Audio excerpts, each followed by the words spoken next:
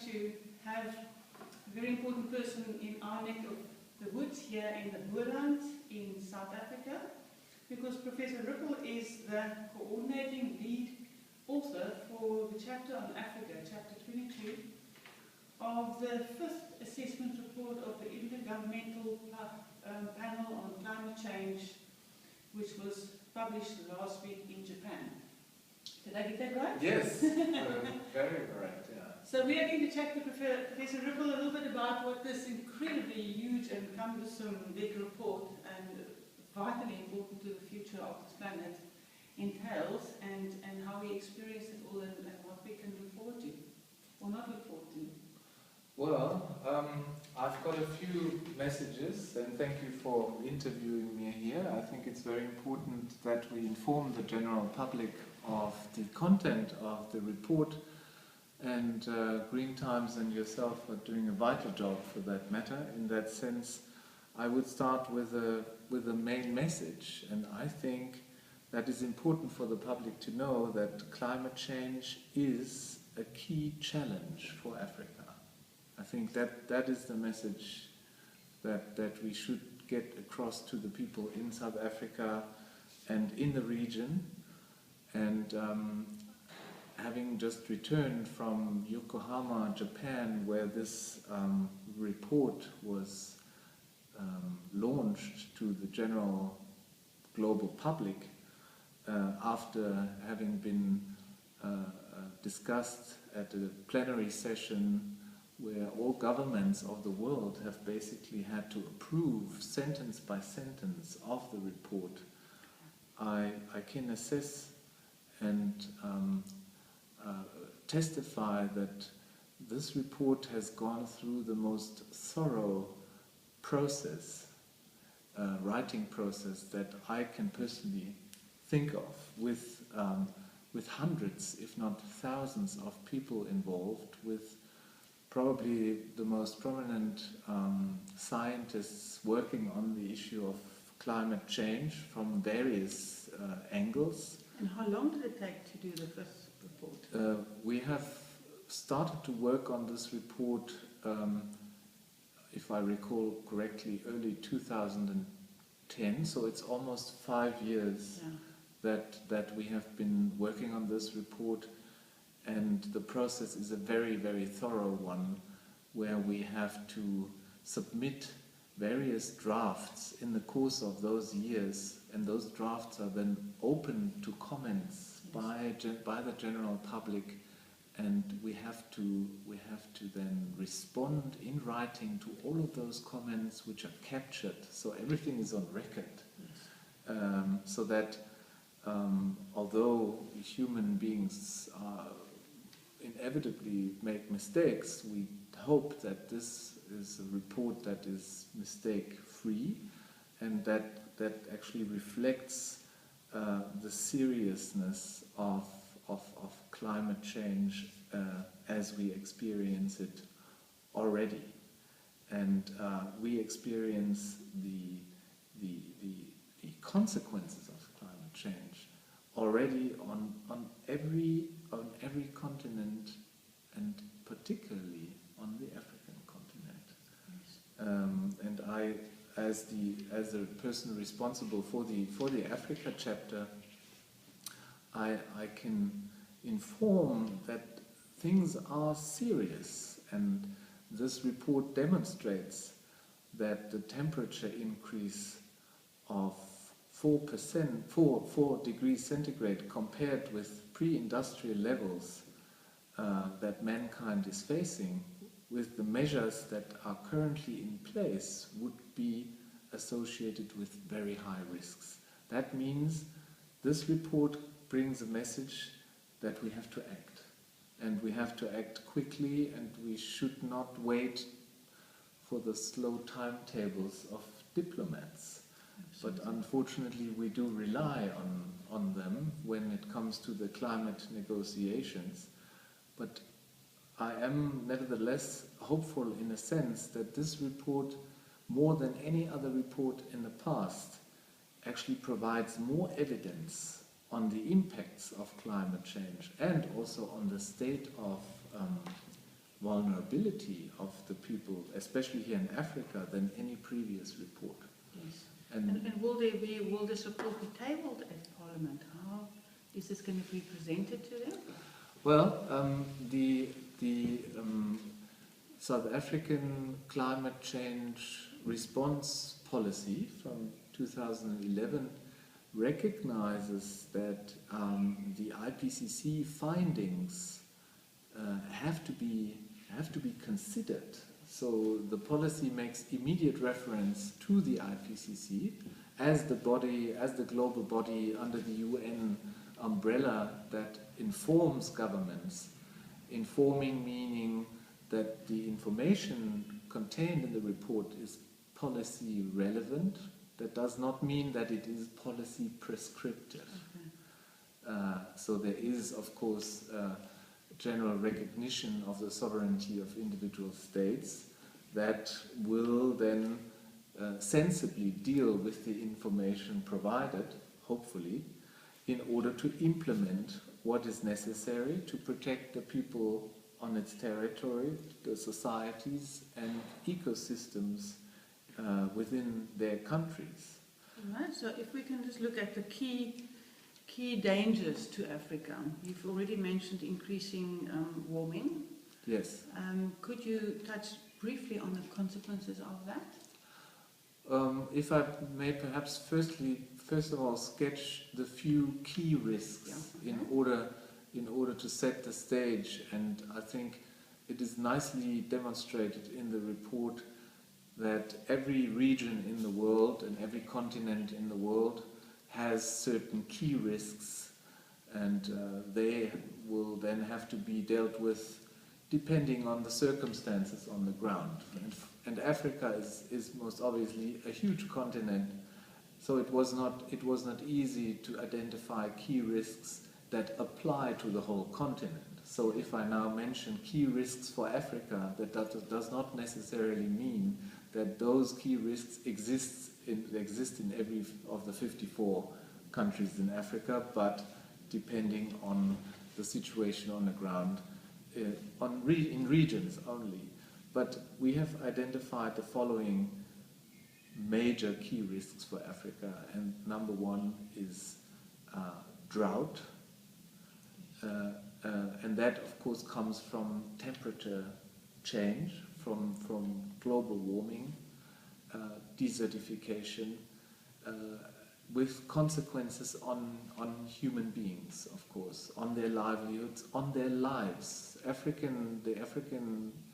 Various African delegates in Yokohama wanted us to explicitly incorporate the fact that drought is a threat to human life in Africa. Absolutely. And that is a fact. Of course, water scarcity is immediately related to that.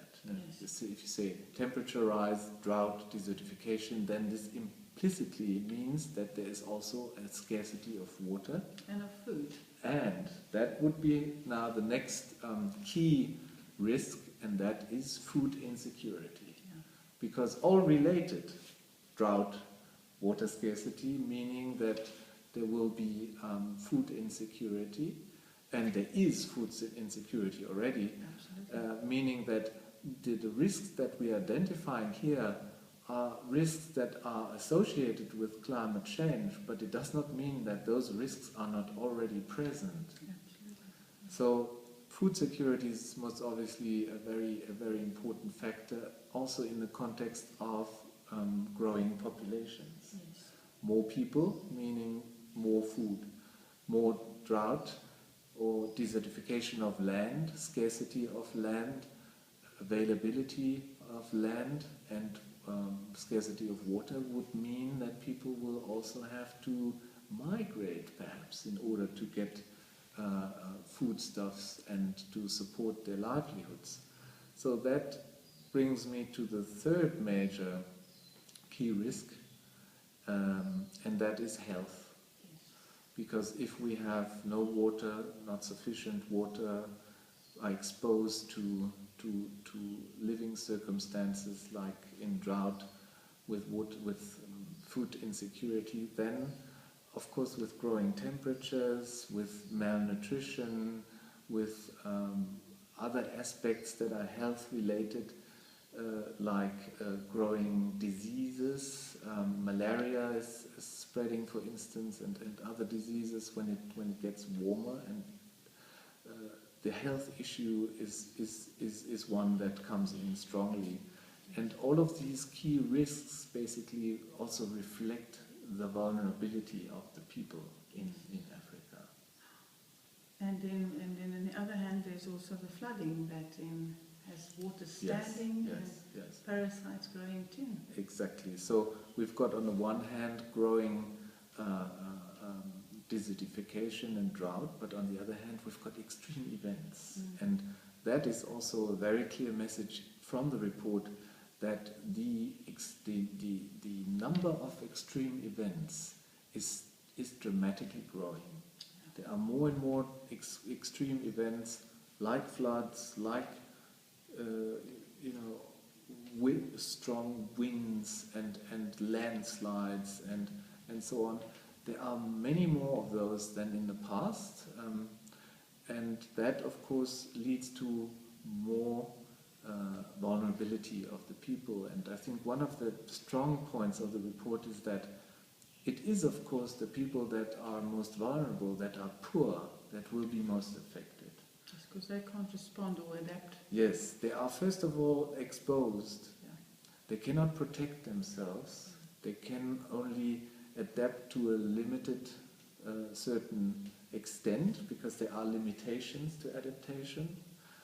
And there are economic factors involved. And in that sense, I'm very satisfied with the report that for the first time it does not merely or only focus on scientific results, but it translates those results into socio-economic relevance. Absolutely. And there's a statement where it says in the report, economic impacts on development are enormous in the context of climate change, and especially in Africa.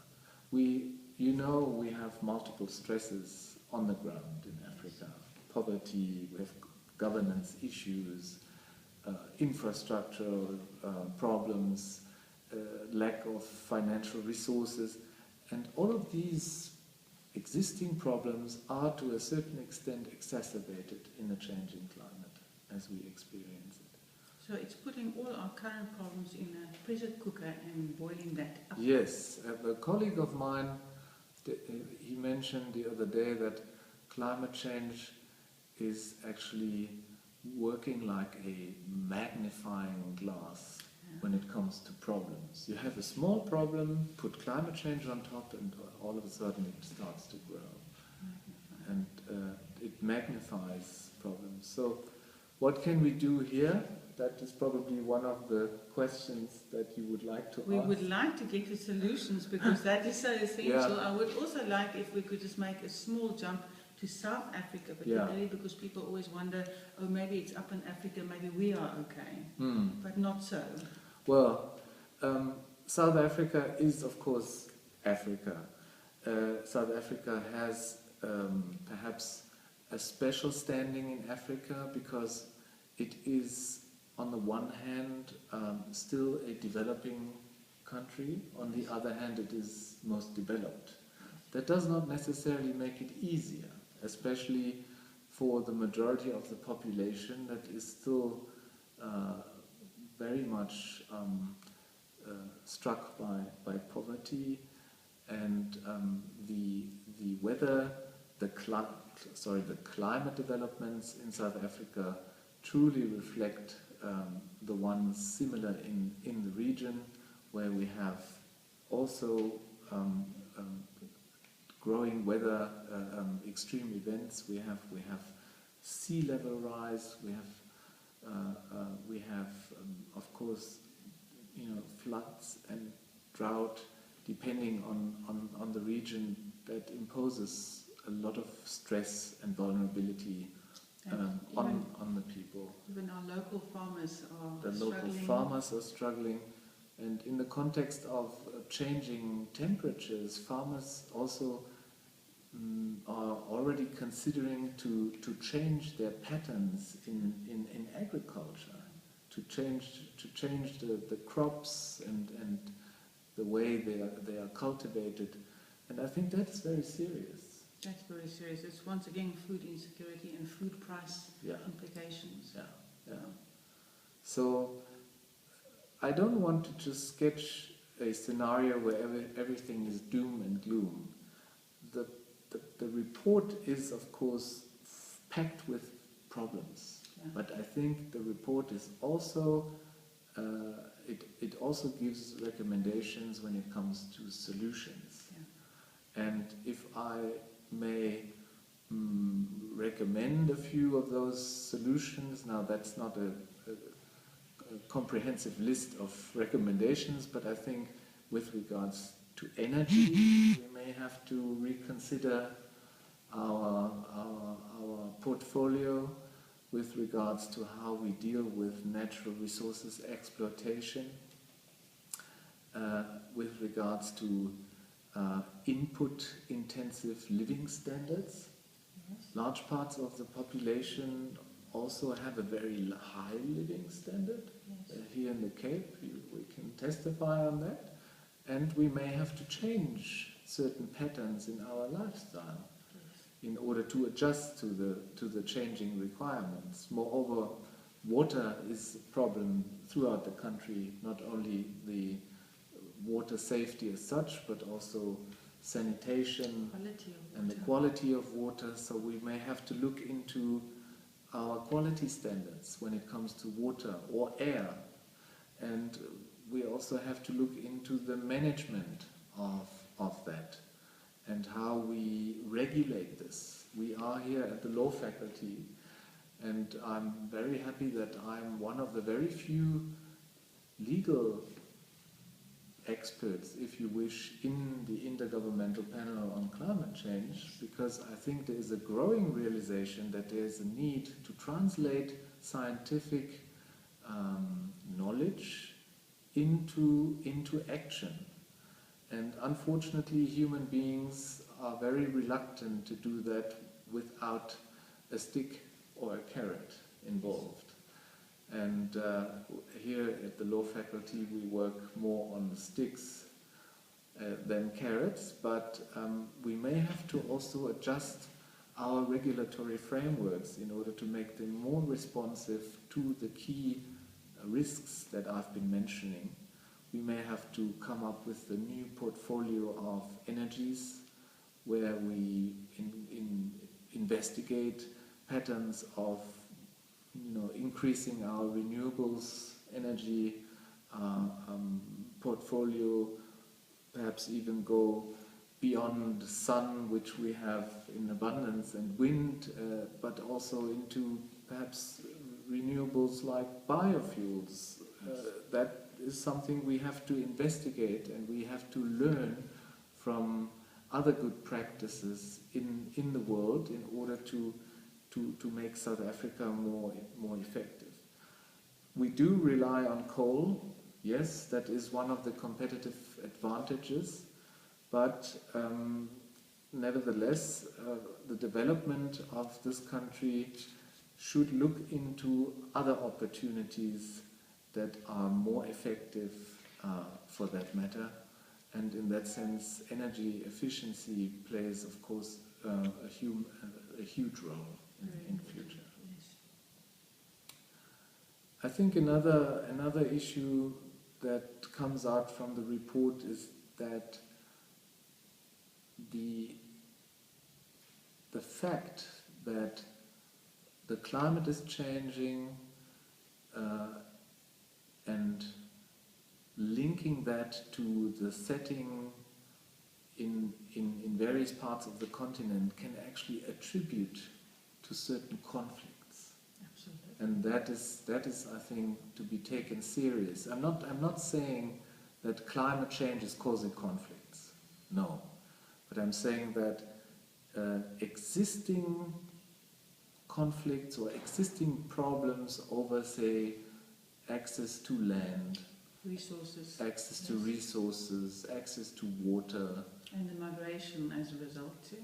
Migration. If you look at the newspapers, they're full in Sudan, South Sudan, hundreds of thousands of people are internally displaced, are externally displaced. Yeah, climate refugees is a term which we, in a legal sense, may not use because it's not yet accredited. But we can talk about internally displaced persons. We can talk about cross-border displaced persons and climate migrants. It's clear that in Africa people have always migrated, but migration movements have push and pull factors, and climate change exacerbating the existing push and pull factors can lead to more conflict if we are not careful. So there's a security risk also involved here. Definitely. Human security is a chapter now. For the first time in the IPCC, there is an own chapter on human security in the IPCC report that we have just presented to the public. And this is a very new field where, of course, human security is not only depending on the climate. We have to be clear on that, but human security can be influenced by climatic patterns, and existing human insecurity aspects can be exacerbated by changing of Once the again, climate. this intensifying effect. Yes, that magnifying on existing problems. Yes. So in that sense, I think from a legal point of view, I would also suggest that we look further into human rights of people, how to protect them at the national level. Governments have a duty to do so at the regional level, at the continental level, and globally. The UN human rights system provides certain means